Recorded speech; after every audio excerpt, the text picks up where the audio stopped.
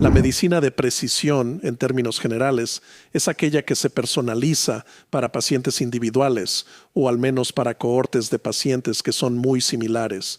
Hemos aprendido en las últimas décadas que los seres humanos son muy diferentes. Hay una gran heterogeneidad. Incluso si tienen la misma enfermedad, hay una gran heterogeneidad en la enfermedad. Se basa en su composición genética, también en su estilo de vida y su entorno. Los tres factores pueden cambiar cómo un paciente individual responderá a un tratamiento e incluso la extensión y la velocidad del progreso de su enfermedad. Oye, te va a encantar esta entrevista con el Dr. D. Lansing Taylor. Es un experto de renombre mundial en los campos de la biología computacional y de sistemas. Es el director del Instituto de Descubrimiento de Medicamentos en la Universidad de Pittsburgh y ha fundado una serie de exitosas empresas emergentes de biotecnología. En esta conversación hablamos sobre la medicina de precisión, la manera en que él piensa que funcionará el futuro de los diagnósticos en un entorno clínico y mucho más. Quédate con nosotros.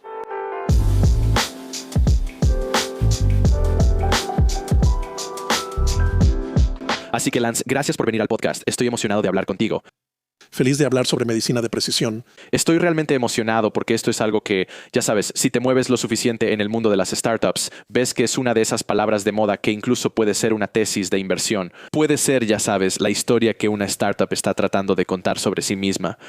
Pero lo que me parece interesante es que, ya sabes, en las startups en general, hay personas que de alguna manera están tratando de subirse a la ola, ven que eso es algo y luego van tras ello. Y mi percepción de ti es que esto es algo que realmente ha captado tu interés intelectual desde hace bastante tiempo. ¿Puedes hablar un poco sobre qué es la medicina de precisión para las personas que no están interesadas y por qué ha sido de tanto interés para ti?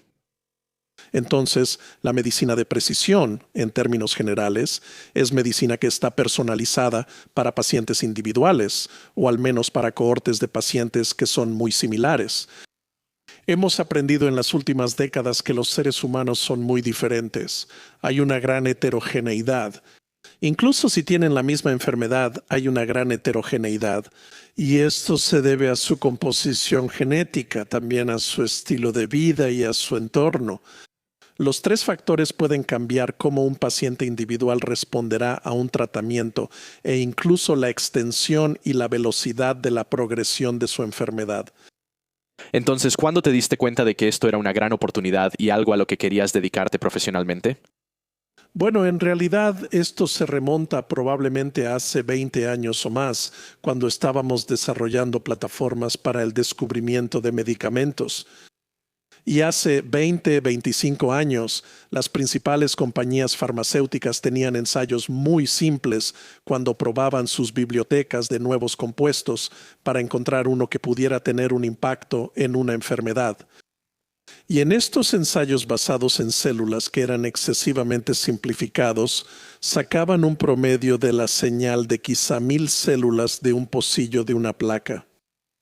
Y lo que hicimos fue observar esto y hacernos la pregunta: ¿todas estas células, aunque sean del mismo tipo, responden igual a varios tratamientos?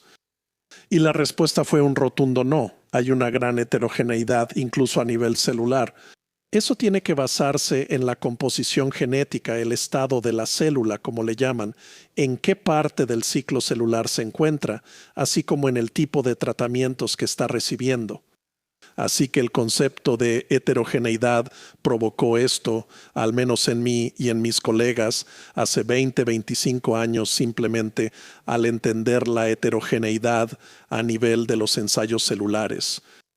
Y otra cosa que ves con los diferentes tipos de ciclos tecnológicos es que puede haber periodos de mucha emoción y también puede haber periodos de, ya sabes, inviernos. La gente dice que hay un invierno de IA, un invierno de criptomonedas, un invierno de la tecnología que sea. A medida que la gente tal vez se da cuenta de que el entorno actual o el universo de capacidades está algo más limitado de lo que sugería el entusiasmo inicial. Entonces, ¿puedes hablar un poco sobre dónde crees que estamos ahora mismo? Así ha sido la historia, especialmente en biotecnología. Llega una nueva tecnología, nuevos métodos que tienen un gran potencial y normalmente se exageran mucho, sí. por los científicos, por entusiasmo y ciertamente por los inversionistas que quieren aprovechar una ola creciente en un área nueva y ser los primeros. En realidad, la mayoría de las tecnologías importantes tardan un tiempo en evolucionar y perfeccionarse hasta el punto en que pueden tener un gran impacto. Lamentablemente, el plazo suele ser más largo de lo que nos gustaría. Así que nosotros como campo no hemos hecho un buen trabajo manejando las expectativas. Así evitamos pasar por ciclos de verano e invierno en diferentes áreas. Creo que con una mejor gestión de cuánto tiempo tomará, pero también del impacto que tendrá, serviría mejor al campo. Pero hay otros factores tecnológicos subyacentes como avances en computación, avances en, ya sabes, el proyecto del genoma humano. ¿Hace cuántas décadas fue eso ya? Para básicamente tener las herramientas a nuestra disposición y realmente lograr avances significativos. De la misma manera que, ya sabes, el primer sitio web para cosas de gatos y perros se queda muy corto comparado con Chewy.com hoy en día, ¿verdad? Así que creo que una de las cosas que hemos aprendido, especialmente en la última década, es la complejidad de los humanos y sus enfermedades es tal que las tecnologías individuales no serán la respuesta principal por sí solas. Así que la genómica fue un factor importante en los últimos 10 o 20 años. Y al principio pensamos que si conocíamos todo el genoma y teníamos información genómica individual de los pacientes, podríamos identificar la mayoría de lo que necesitábamos saber. Y la respuesta es que eso es solo parte de la historia. De nuevo, la genética de un paciente, su estilo de vida y su entorno tienen el mismo impacto en cómo va a progresar un paciente con una enfermedad determinada y cómo responderá al tratamiento. Así que se requirieron más tecnologías. Mucho de esto ha requerido computación avanzada y creo que ahora ya contamos con la potencia de cómputo necesaria. Necesitábamos analizar más que solo la genómica. Necesitábamos entender el microbioma que está desempeñando un papel importante. Necesitábamos entender la patología que permite a los investigadores observar las relaciones espaciales entre las células en un tejido en particular, cómo se comunican y la población, ya sean células inmunes, células cancerosas u otras llamadas células estromales. ¿Cómo crean microdominios y se comunican entre sí, creando una evolución de la enfermedad? Creo que todos estos factores ahora están bien a la vista. No diré que no habrá avances más importantes, pero ahora tenemos un arsenal bastante bueno para hacer medicina de precisión real. Y también hay un grado en el que, sabes, esto es algo con lo que no tengo mucha experiencia personal, pero he escuchado suficientes historias de que, bueno, en la institución académica hay investigaciones y experimentos realmente interesantes y de vanguardia sucediendo. Y luego, sí, ya sabes, volteas la mirada completamente hacia lo práctico, ya sabes qué están haciendo los doctores con los pacientes ahora mismo en el presente. Existe como una gran brecha entre ambas cosas, porque tienes que extraerlo de la academia, tienes que procesarlo y sistematizarlo. ¿Cómo se ve eso desde tu perspectiva? Así que eso es una de las cosas que hemos tratado de implementar en la Universidad de Pittsburgh dentro del Instituto de Descubrimiento de Fármacos, donde estamos sentados. Sí, y eso significa que tiene que haber investigación fundamental sobre una enfermedad en particular y obtener más conocimiento, pero al mismo tiempo tienen que desarrollarse nuevas tecnologías. Pero lo más importante es que debe estar impulsado por lo que los médicos necesitan. Y luego tiene que traducirse del laboratorio académico a un entorno comercial donde realmente se puedan producir las cosas. Así que hemos hecho un gran esfuerzo, no solo en investigar enfermedades a nivel de investigación básica académica, sino también en crear tecnologías y derivarlas para que puedan tener un impacto en el público. ¿Cómo sabes cuándo la tecnología está lista para ser derivada? ¿Cuándo tiene suficiente sustancia como para realmente perseguirla? Sí. Esa es una pregunta importante y varía. Te voy a contar una historia rápida sobre una de nuestras primeras tecnologías, que fue el análisis de alto contenido. Esta es la tecnología donde construimos un instrumento, reactivos y análisis para estudiar células, como un mejor modelo para el descubrimiento de fármacos que el que se usaba en ese momento, que eran principalmente ensayos de enzimas en solución. Así que no tenías ningún tipo de componentes de la vida, tenías componentes individuales. Pensamos que eso revolucionaría el descubrimiento de fármacos. Pero en ese momento, y esto fue a mediados de los años 90, la industria farmacéutica, que por supuesto impulsaría los avances en las tecnologías de descubrimiento de fármacos, estaba inmersa en lo que llamaban cribado de ultra alto rendimiento. Esto consistía en hacer ensayos que considerábamos no muy buenos, pero mucho más rápidos. Así podían revisar enormes bibliotecas para encontrar moléculas que pudieran investigar. Así que hubo un periodo de retraso entre el momento en que introdujimos la plataforma que realmente podía tener un impacto y cuando comenzó su adopción, sí. Y la industria tuvo que aprender que seguían fracasando en conseguir la aprobación de nuevas terapias usando los métodos tradicionales. Así que tomó unos 3 años más de lo que pensábamos para que tuviera impacto, sí. Finalmente salió de la parte baja de la curva y ahora el cribado de alto contenido es un componente estándar en el descubrimiento de fármacos. O sea, tenemos una empresa de marketing, así que en cierto modo estoy hablando de lo mío aquí. Pero siempre, cuando escucho historias así, siempre pienso en lo opuesto al lema de si lo construyes, ellos vendrán. Que es, sí, eventualmente llegaron y tomó un tiempo, pero estoy seguro de que hubo mucha comunicación difícil que tuvo que suceder. Y si eso se hubiera podido acelerar, piensa en el impacto potencial que habría tenido. Fue muy doloroso, pero la buena noticia fue que durante ese periodo, que fue más o menos a la mitad del proyecto Genoma Humano, hubo mucho humo. Esto fue antes de que estallara la burbuja de las tecnologías de la información y la burbuja biotecnológica en el 99 o 2000. Así que había mucho dinero para financiar esta investigación y las primeras actividades comerciales, aunque habría un retraso. Era la promesa de lo que podíamos hacer con las células, hacer lo mismo con las células que se había hecho con el genoma, realmente entender esa complejidad. De hecho, el nombre de la empresa en ese entonces era Solomix. Ahora es parte de Thermo Fisher. Pero por eso, con una de las empresas derivadas, Spintelix, que es la compañía de patología de precisión, hemos sido muy cuidadosos. La formamos hace casi 4 años, pero la hemos estado financiando a través de subvenciones y una pequeña cantidad de financiamiento dilutivo porque el mercado no estaba bien definido hace 3 o 4 años. Era muy novedoso aplicar aprendizaje automático avanzado e inteligencia artificial a imágenes de patología. Así que nos mantuvimos cautelosos, por decirlo así.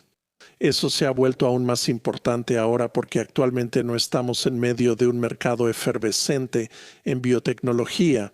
Las cosas se han desacelerado debido a la debilidad económica general. Así que estamos en una posición mucho mejor para avanzar porque no hemos gastado mucho dinero, pero todavía tenemos un largo camino por recorrer. Así que me encantaría profundizar más en eso. Y lo que me viene a la mente es otro dicho: lo que te trajo aquí no te llevará allá. Y hay un modelo que, ya sabes, las personas que están en las primeras etapas de construir o tratando de empezar, es como hacer lo que sea necesario. Tal vez solo tienes un camino, pero tomas ese camino y te entregas al máximo porque buscas, ya sabes, no tu primera victoria, por así decirlo. Ya vas en tu 5ª o 6ª startup. Ya has tenido múltiples ventas y adquisiciones de las anteriores. No es que el dinero no importe en absoluto, pero tienes opciones y tienes la experiencia de haber tomado algunos de esos caminos, lo cual ahora te ayuda a decidir cómo pensar en la estructura de capital de un negocio. ¿Podrías entrar un poco más en detalle sobre las primeras etapas de una empresa así y cómo llegas a ver el consejo en términos de si estás optimizando por opcionalidad o estás optimizando por paciencia? ¿Qué es lo que realmente intentas mantener y proteger que tal vez no valorabas de la misma manera al principio de tu carrera? Así que creo que enfocarse en lo que es mejor para el paciente al final será lo mejor para la empresa. Así que poner al paciente en primer lugar no es algo secundario, es muy importante. Así que en el caso de la patología de precisión, por ejemplo, está claro que la heterogeneidad en los pacientes llega hasta sus células y su distribución dentro de los tejidos que están enfermos. Y entender el entorno espacial en el que se encuentran todos estos diferentes tipos de células. Por ejemplo, en un tumor, realmente cuenta una historia sobre la probable evolución de ese cáncer dentro de ese paciente. Y entonces, lo que sabemos ahora es que, especialmente en tumores sólidos, no tenemos un buen historial.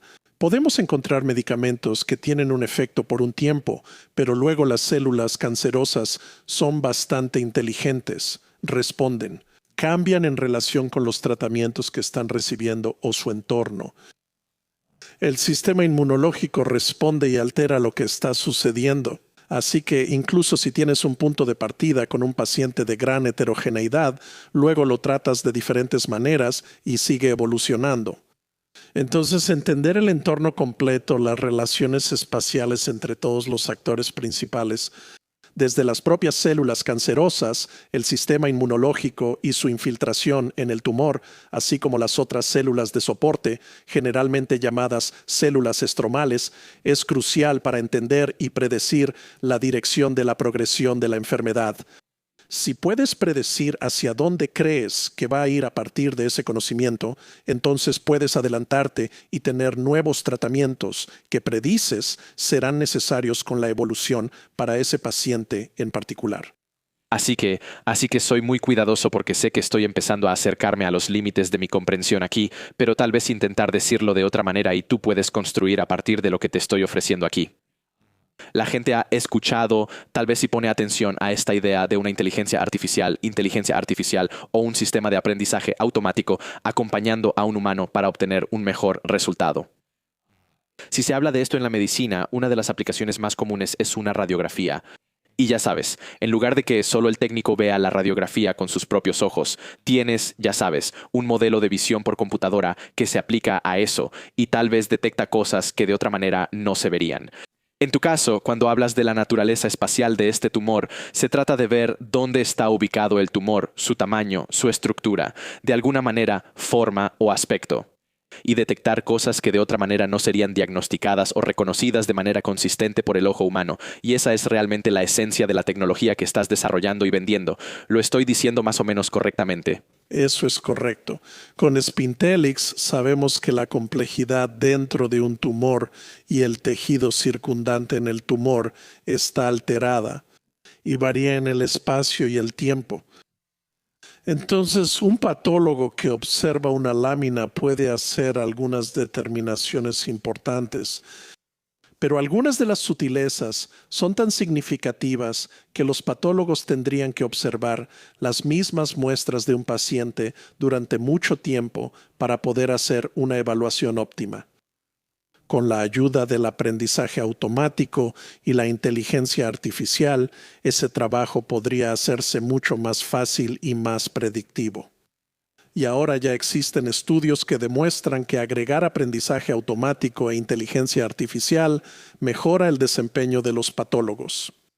Y esa es realmente la esencia de no solo decir, está bien, vamos a dejarle todo eso al modelo computacional. Es trabajar en conjunto, trabajar en unión, donde tal vez eso resalta estos posibles problemas. Y entonces sí, de hecho eso es algo que de otra manera no sucedería, y el patólogo sigue teniendo el control.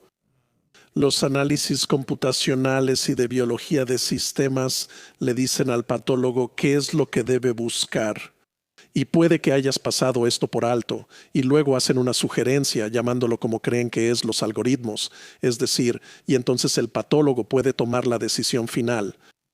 Hay otro elemento importante y es que históricamente la inteligencia artificial ha sido lo que se llama una caja negra.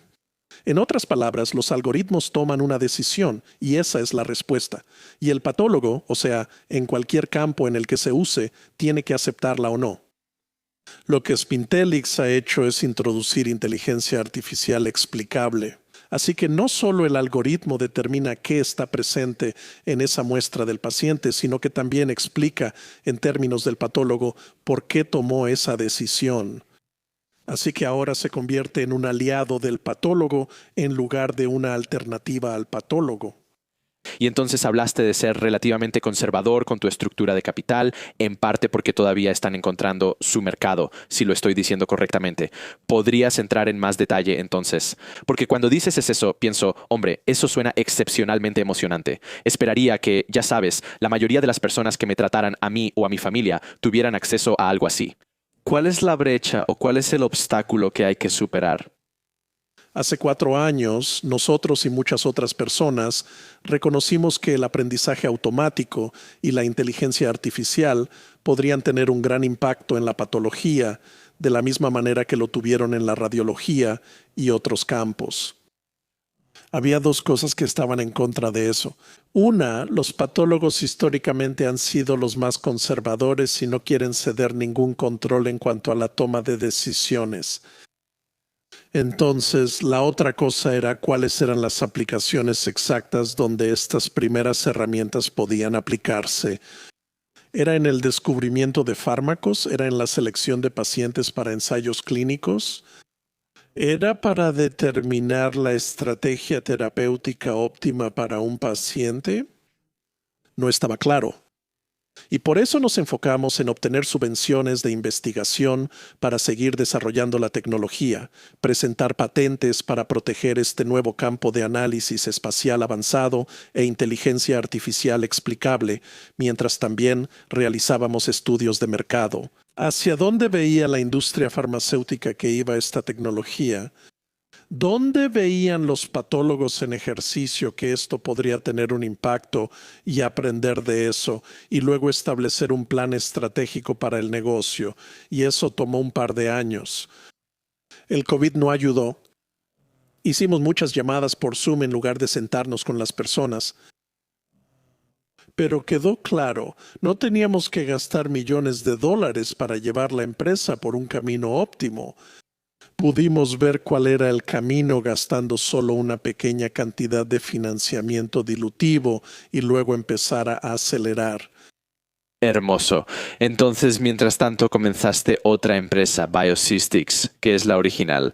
Vi un reportaje sobre eso y me puse en contacto contigo porque pensé que era una idea realmente fascinante crear un gemelo digital de un paciente. Así que parte de la razón por la que esto me llamó la atención es un pasado. Un invitado de este programa, Aaron Watson, ha creado una empresa, All Vision, que crea un gemelo digital de una ciudad, para que consideraciones, ya sabes, como el alcantarillado y otra infraestructura, puedan mantenerse, entenderse y planearse de una manera más accesible.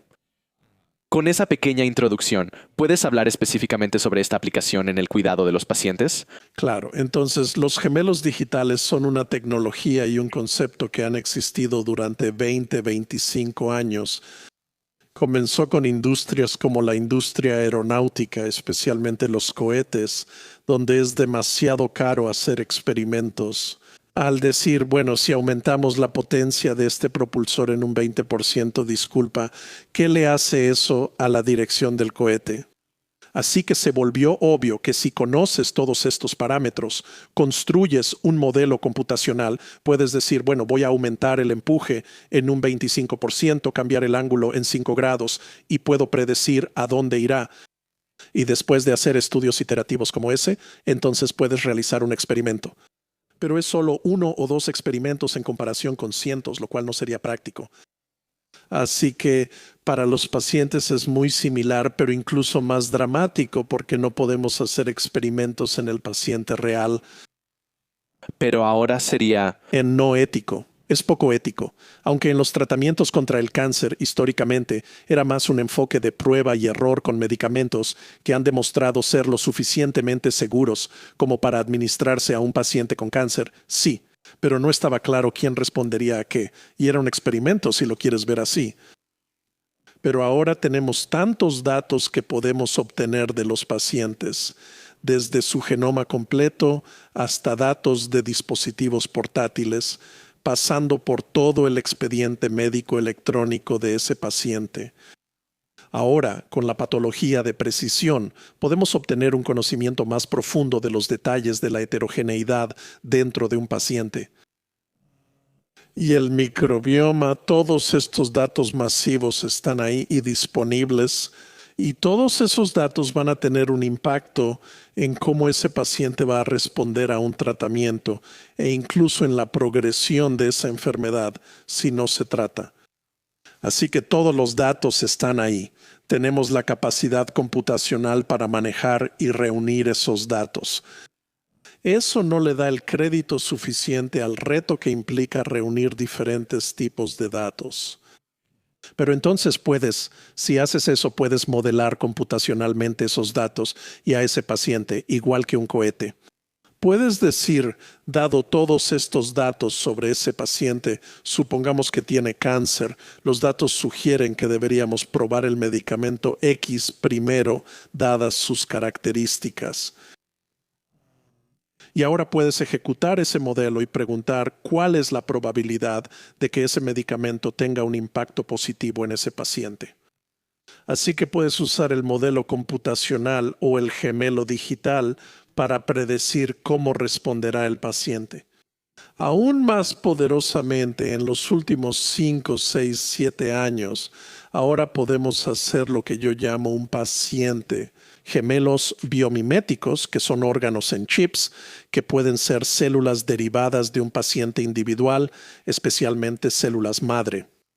Podemos construir una copia de su hígado, su corazón, su cerebro, sus riñones en chips microfluídicos a partir de células de ese paciente. Y así, en realidad, podemos hacer algunos experimentos en su hígado, entre comillas, en el chip para aumentar el poder predictivo de los datos del propio paciente. Así que creemos que esta integración es el futuro de la medicina de precisión. Quiero decir, suena como una idea muy grande. Quiero centrarme en el chip microfluídico. Ese no es un término que haya escuchado antes. ¿Puedes explicar qué es y cómo funciona? Hace aproximadamente una década, el Departamento de Defensa y los NIH iniciaron un programa que era una idea muy ambiciosa para ver. ¿Podrías construir órganos humanos individuales en chips e incluso conectarlos entre sí? Así que tendríamos una conexión fluídica, por así decirlo, entre un corazón, un riñón y un pulmón, etc., para replicar al menos partes del cuerpo humano de un paciente individual, porque estás usando células madre de ese paciente. La terminología general evolucionó a sistemas de microfisiología MPS. Está bien. El concepto es que son pequeños. Todos estos chips suelen ser del tamaño de una laminilla de microscopio o quizá 2 o 3 veces más grandes que eso, dependiendo de cuántos órganos estén conectados. Y durante la última década diría que ha sido realmente sorprendente cuánto progreso se ha logrado en la recapitulación. No solo hígados o riñones funcionales in vitro, sino también crear modelos de enfermedades dentro de esos chips en los que luego puedes probar medicamentos para ver cómo respondería el gemelo biomimético de ese paciente. Una de las cosas, un ejemplo, es algo en lo que hemos estado trabajando. Se llama enfermedad hepática grasa no alcohólica. Es una enfermedad que afecta aproximadamente al 25% de la población mundial. Y los pacientes a distintos ritmos y en distintos grados pueden pasar de tener lo que se llama hígado graso a tener una respuesta inmune en sus hígados que causa daño. Y luego eso induce fibrosis. Y puedes llegar a la cirrosis, que es una enfermedad en etapa terminal, donde necesitas un trasplante de hígado. Incluso algunos pacientes llegan a desarrollar carcinoma hepatocelular o cáncer de hígado. Así que la industria farmacéutica ha gastado miles de millones de dólares en la última década tratando de encontrar medicamentos que traten la enfermedad hepática grasa no alcohólica. Y todos han fallado en alcanzar sus criterios de valoración. Creemos que es por la heterogeneidad entre los pacientes, porque han tenido algo de éxito con un medicamento en un subconjunto de pacientes, pero no alcanzan un porcentaje lo suficientemente alto para que la FDA lo apruebe. Así que un objetivo es decir que no vamos a obtener una población aleatoria de pacientes para un ensayo de un medicamento en particular, sino que vamos a encontrar pacientes a través de sus chips, en este caso un chip de hígado, y hacer la pregunta, ¿cuál es la probabilidad de que ese paciente responda a nuestro medicamento? Y si parece prometedor en el chip, entonces puedes inscribir a ese paciente en ese ensayo clínico. Esto debería aumentar la probabilidad de éxito para cualquier medicamento. Y ese es un trabajo que de hecho está en progreso en este momento.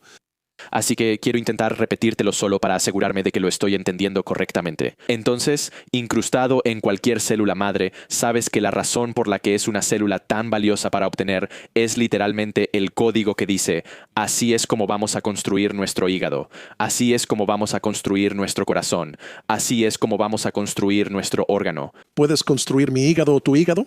Exactamente, el órgano específico de este organismo específico.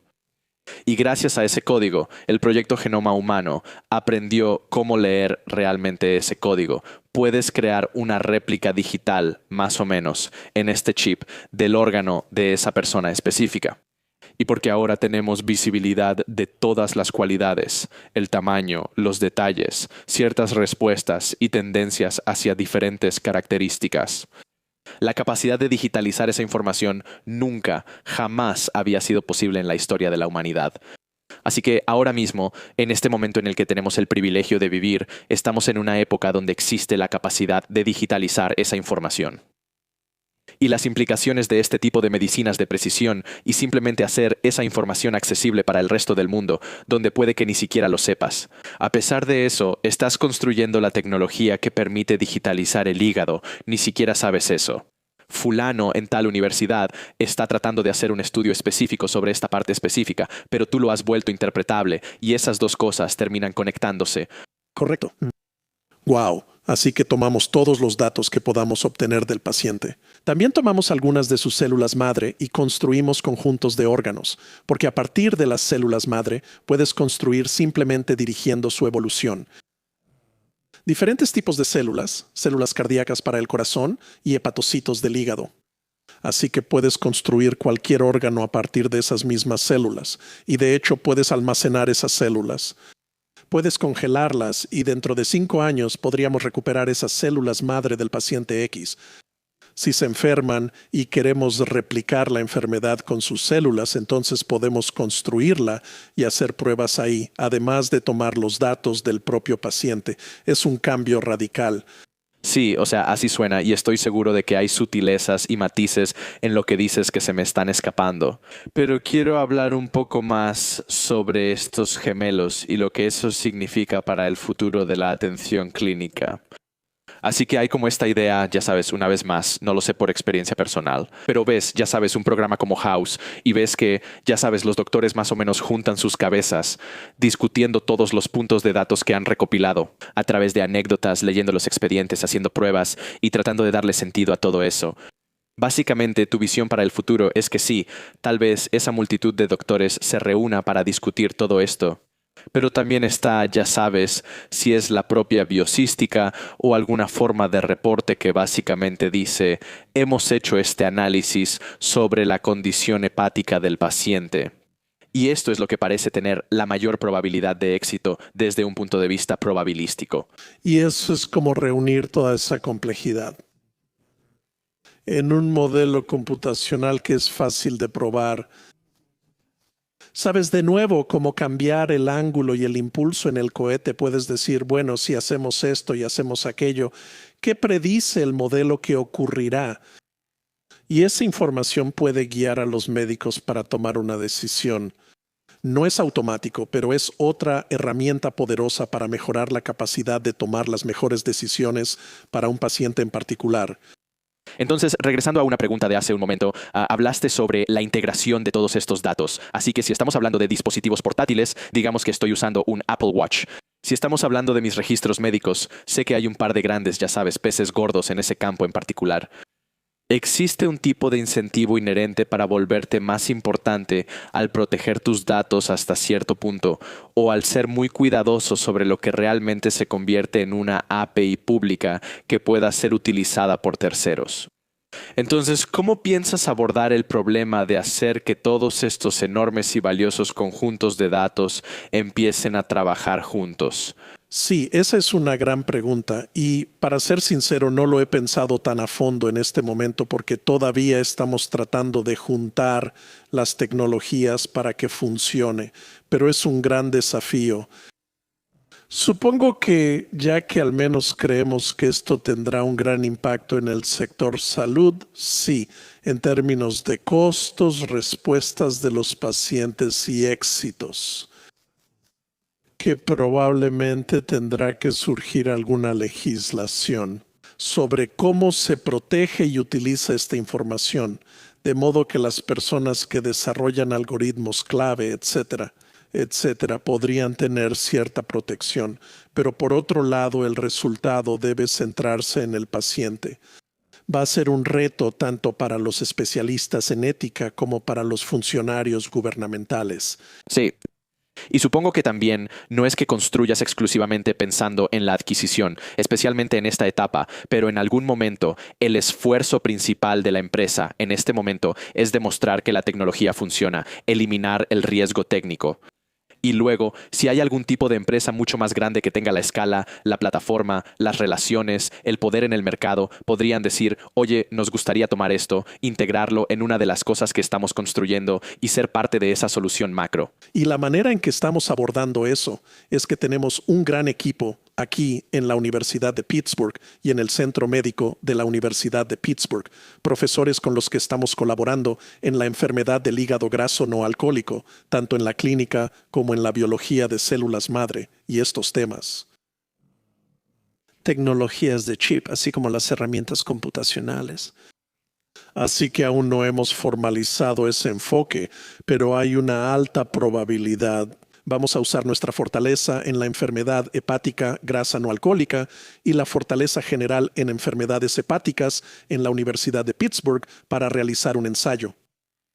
Así que tomaremos un área de enfermedad con una población de pacientes a la que podamos acceder y le daremos una prueba. Muy emocionante.